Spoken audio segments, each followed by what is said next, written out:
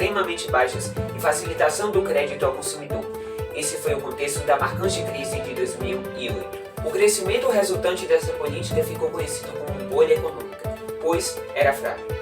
Depois de certo tempo, a população estadunidense se endividou, e ainda os altos gastos com a guerra do Afeganistão e do Iraque só pioraram a situação dos Estados Unidos. Como consequência, houve o aumento de impostos e de juros para atrair investimentos externos, e as pessoas vão começar a sentir dificuldade de quitar as suas dívidas e vão acabar devolvendo os bens adquiridos nessa época. Começa a partir daí o processo de deflação.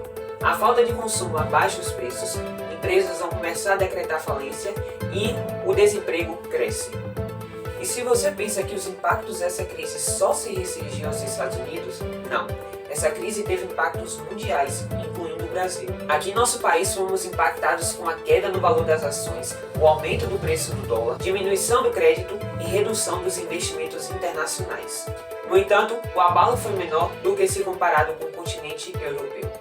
Crise de 2015. Entre as causas apontadas para a crise econômica está a crise política, que ficou conhecida como a Grande Recessão Brasileira, onde o PIB, o setor industrial e os salários em reais dos trabalhadores sofreram queda. Podemos também falar sobre o fim do ciclo de alta dos preços das commodities no mercado externo, que acabou afetando as exportações brasileiras, logo diminuindo a entrada de capitais estrangeiros no nosso país. O ano de 2015 na economia foi dominado por números negativos na grande maioria dos indicadores. Passou a ser comum cada nova divulgação de queda, perda, retração ou expectativa vir acompanhada também de que se tratava do pior resultado em alguma quantidade de anos ou desde alguma data longínqua. Em termos de Produto Interno Bruto, ou PIB, a retração da economia brasileira em 2015, estimada pelo mercado em 3,62%, será o pior resultado em 25 anos, ou seja, desde 1990, quando houve retração de 4,35%, e em termos de atividades econômicas.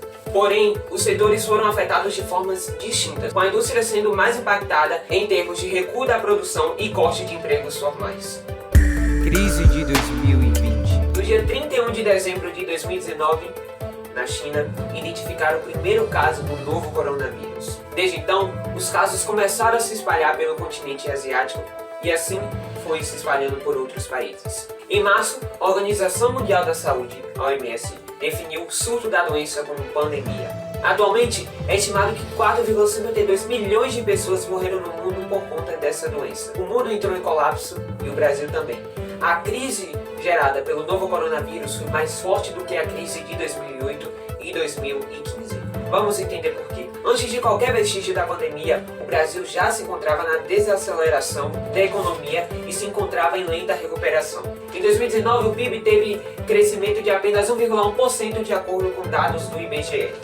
Em abril de 2020, esse número já havia despencado para 1,18% do PIB brasileiro. Ou seja, o coronavírus chegou em um momento delicado para o nosso país. A pandemia do novo coronavírus atinge o Brasil de três formas. 1. O choque de demanda externa, causado pelo fechamento das economias de outros países. 2. Um choque de demanda interna, principalmente no consumo privado devido ao fechamento da economia brasileira. 3. Um choque no preço do petróleo, que prejudica o Brasil em sua condição de exportador líquido de petróleo.